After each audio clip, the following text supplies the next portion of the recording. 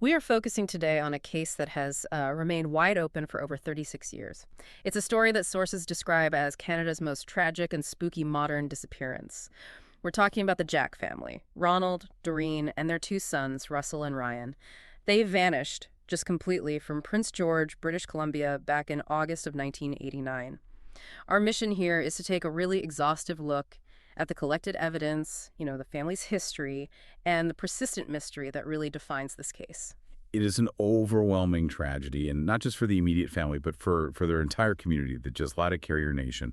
We're looking at the facts surrounding the disappearance of Ronald and Doreen, who were both just 26 years old at the time, and their children, Russell, who was 9, and little Ryan, who was only 4. I think the critical element here, the thing that makes this case so utterly unique, is that 4 people, an entire young family, vanished at the same time. And it all happened after they accepted a job offer from a total stranger at a pub. And the totality of it, that's what's so striking. The fact that they all disappeared together. This wasn't, a piecemeal thing. It was an entire family unit just erased in one night. The circumstances themselves feel almost engineered for mystery.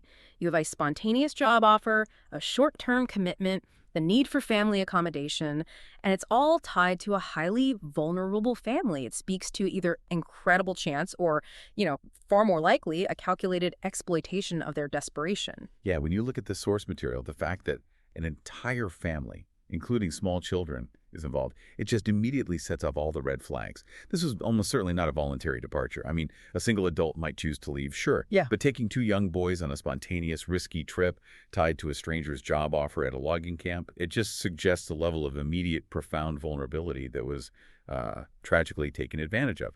We really need to understand exactly how desperate they were to even consider such a risk. Let's unpack that.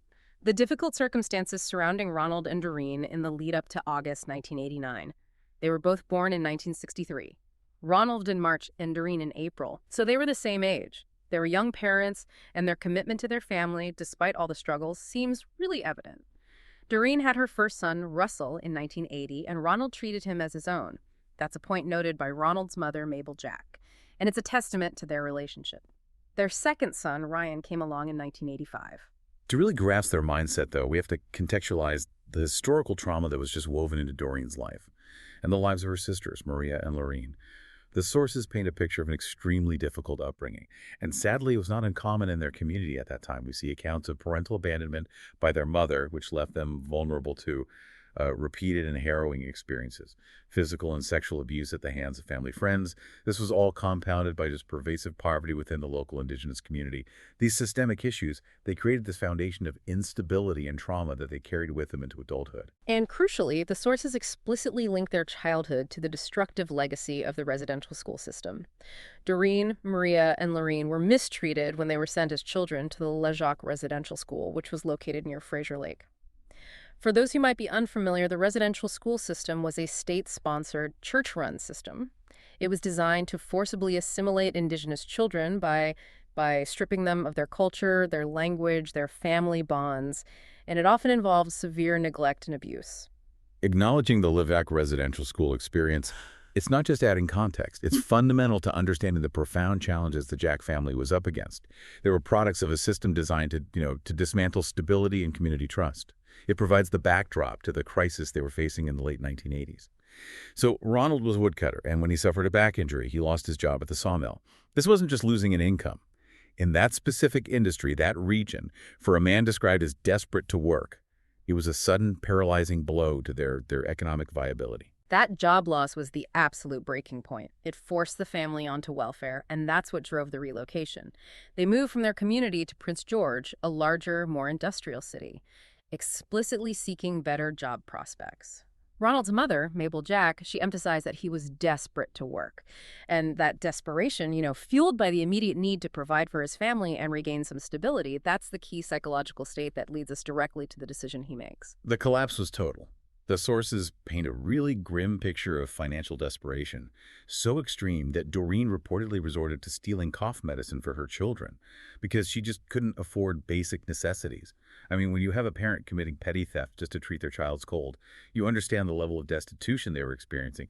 It illustrates just how precarious their whole existence had become. And this incredible external pressure, it began to erode the stability of their relationship. It added a domestic crisis on top of the financial one. The sources note that Doreen started drinking heavily, likely seeking some form of escape or relief from all that stress. Yes, and sadly, their struggles became visible and painful.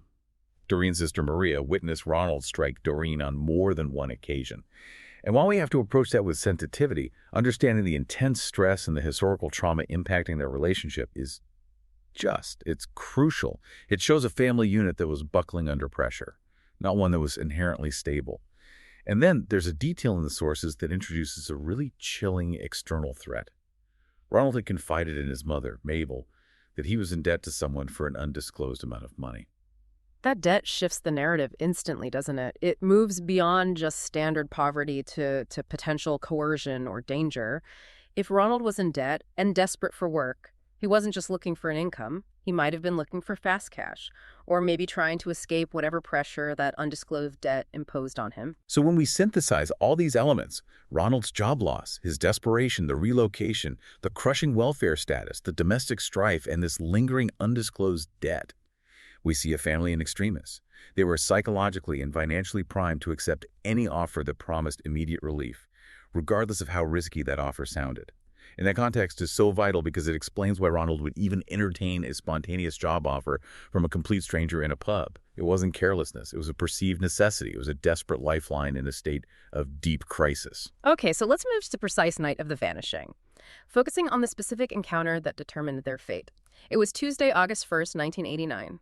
Ronald, still urgently seeking work after moving to Prince George, visited the First Leader pub, which was conveniently located just 4 blocks from their rented house on Strathcona Avenue. Right, and this is where the narrative just pivots. It becomes high stakes.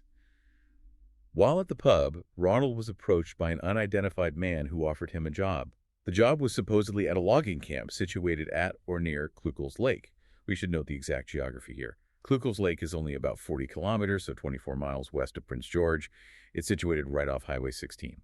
This is a logging region, so the cover story is immediately plausible. And the offer itself was tailor-made to neutralize all of Ronald's immediate concerns. The duration was short, only 10 days to 2 weeks, so it promised a quick burst of income. But the truly manipulative element was the inclusion of the family. The offer involved work for Doreen as the camp cook and, most significantly, childcare services for Russell, who was 9, and Ryan, 4. For a couple struggling to find work and living on welfare, this was a complete all-in-one package, a solution to their entire crisis. It addressed every single major hurdle for a working parent. Ronald wouldn't have to worry about paying for childcare or leaving his wife and children behind, which would have been nearly impossible given their financial state. This too-good-to-be-true quality is really the first sign of potential manipulation. But the most important physical evidence we have about this case comes from the detailed description of the man who made the offer. It's an extraordinary level of detail. We need to walk through this slowly for you because it remains the single most important clue. The man was described as white, likely in his late 30s. He was exceptionally tall, estimated between 6 feet and 6 feet 6 inches. That's 183 to 198 centimeters. He was also heavyset, weighing between 200 to 275 pounds, so 91 to 125 kilograms. Just a very imposing physical presence, even without factoring in the rest of his appearance. Exactly. And the description continues. He had reddish-brown hair and a full beard. His clothing suggested a working man, or maybe someone deliberately projecting that image. He wore a ball cap, a red checkered work shirt, faded blue jeans, and a blue nylon jacket. This is all very typical attire for the region and for the supposed job. But the footwear detail is what always gets me. The witness recalled that he wore work boots that had distinctive leather fringes over the toes. That is a highly specific, memorable, and somewhat unusual detail. It should have made this man immediately recognizable to someone in the local community or, the industry. The depth of that description suggests the witness had a very, very clear visual of the man. The fact that he was driving a 4-wheel pickup truck is also relevant. It was necessary to transport the family and their belongings to a remote logging site. And the Jack family obviously didn't have their own vehicle, so Ronald and the man left the pub around 11:16 p.m. They went back to the Strathcona Avenue residence to collect Doreen and the boys and pack up. In the early hours of Wednesday, August 2nd, as they were preparing to leave, Ronald made two final, incredibly chilling phone calls. This is where you could almost feel Ronald's desperation clashing with his own intuitive alarm bells. First, he called his brother in Burns Lake. He tried at the last minute to arrange for Russell and Ryan to stay with his brother, but the logistics just weren't possible. It couldn't be arranged. This attempt shows a flicker of deep parental concern, a moment where he tried to mitigate the risk he knew he was taking, maybe realizing the gravity of getting into a truck with a stranger. And the second call, to his mother, Mabel Jack. This is the narrative linchpin. It is a direct premonition of danger. He ended the conversation with the stark, explicit instruction: look for him if he didn't come back. That phrase, look for him, is a direct acknowledgement of danger, of potential foul play. It suggests Ronald either understood the risk was extreme, or perhaps something happened between leaving the pub and making that final call that confirmed his suspicions, confirmed that this job was a complete sham, or worse. That debt he was carrying might have played a role, making the decision to go both desperate and, well, dread-filled. He knew he was walking into danger, but he felt unable to refuse. And we know they ultimately left because the final witnesses were two of Doreen's relatives, including her sister Lorene. They visited the house and saw the family loading their belongings into the unidentified man's pickup truck.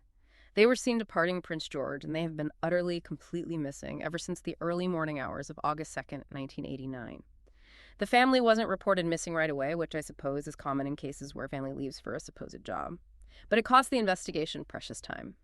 Ronald's mother, Mabel Jack, reported them missing in late August 1989. Several weeks after the departure, once that 2-week job period had passed and she'd heard nothing. Right. And the initial assessment of the family's rented house on Strathcona Avenue provided crucial insight into their frame of mind. When police investigated, they found that the majority of the family's possessions, their furniture, most of their clothes, and significantly Russell and Ryan's school records, had all been left behind. This is strong physical evidence that they fully intended to return to Prince George within that short 10-day to 2-week window mentioned in the job offer. They were not planning a permanent move or a life change. That makes the subsequent silence absolutely deafening.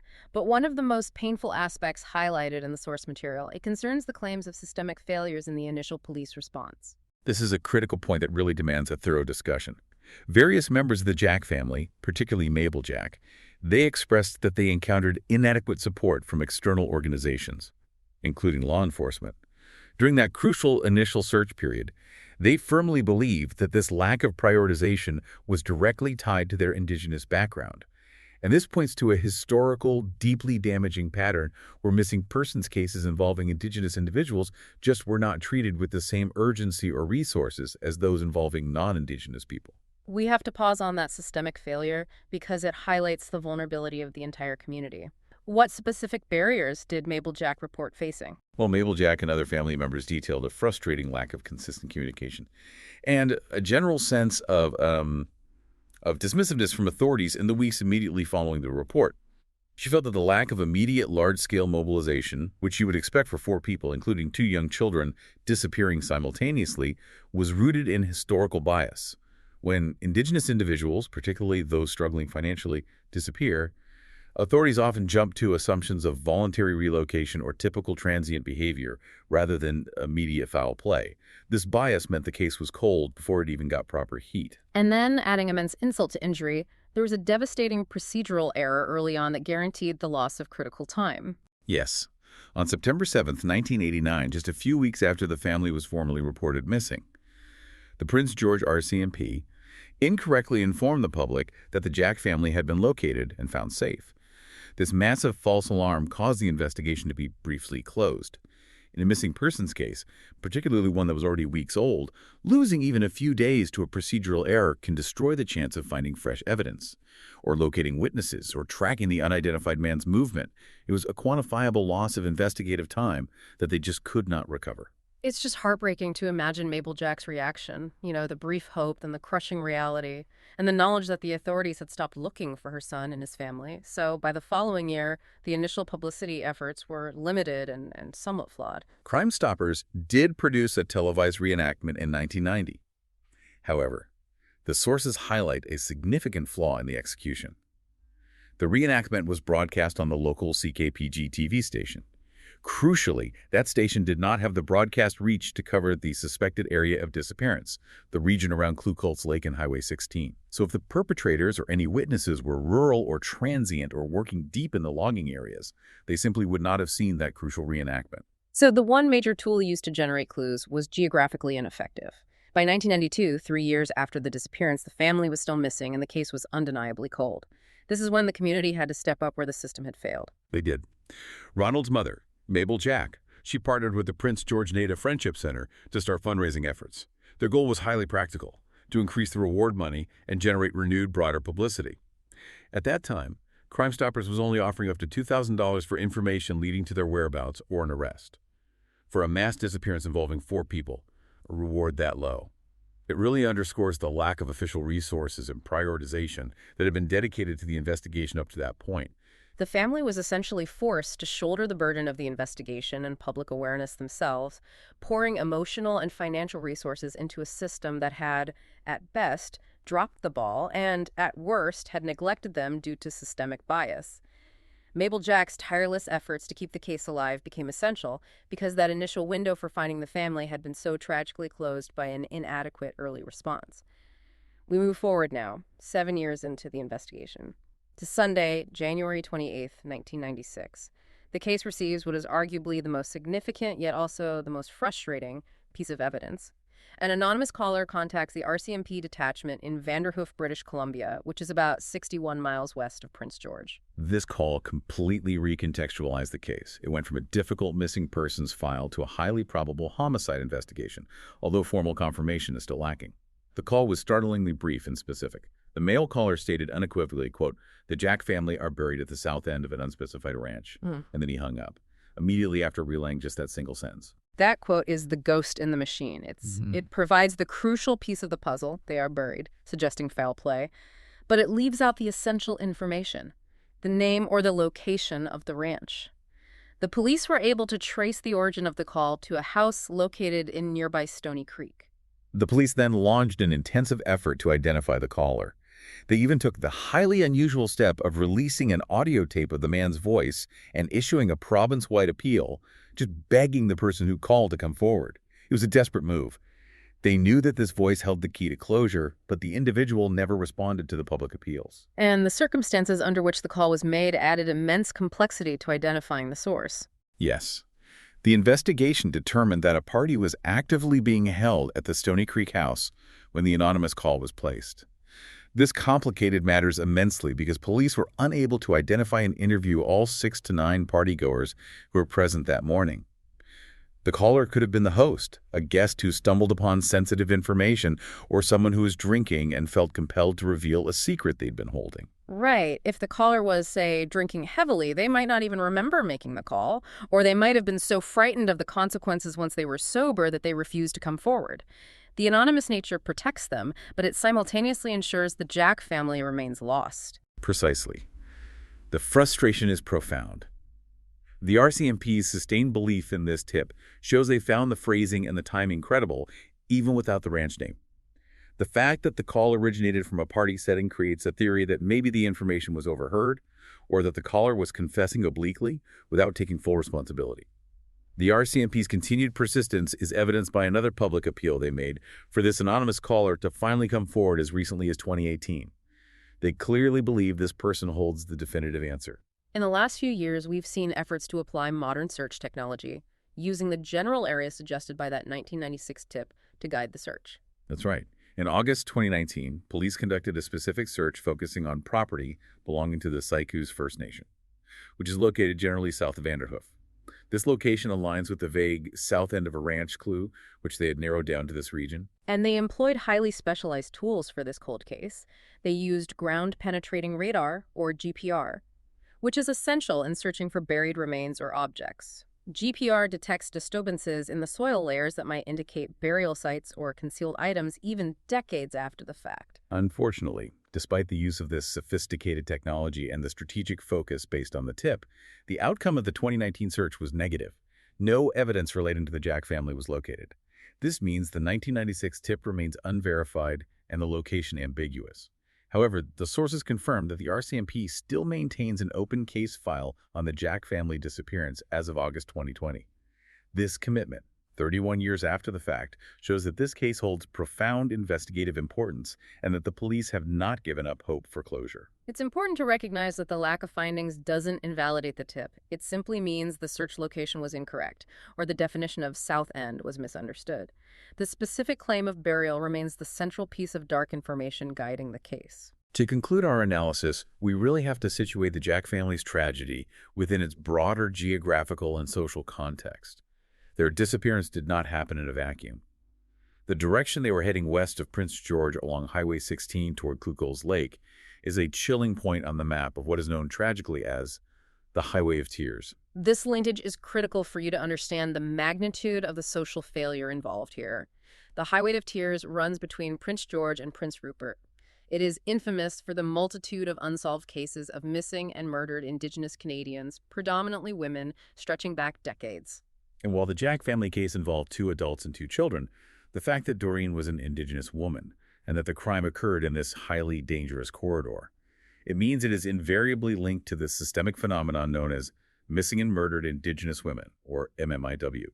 MMIW is a term used to describe the disproportionately high rates of violence, disappearance, and murder suffered by Indigenous women and girls across Canada and the United States.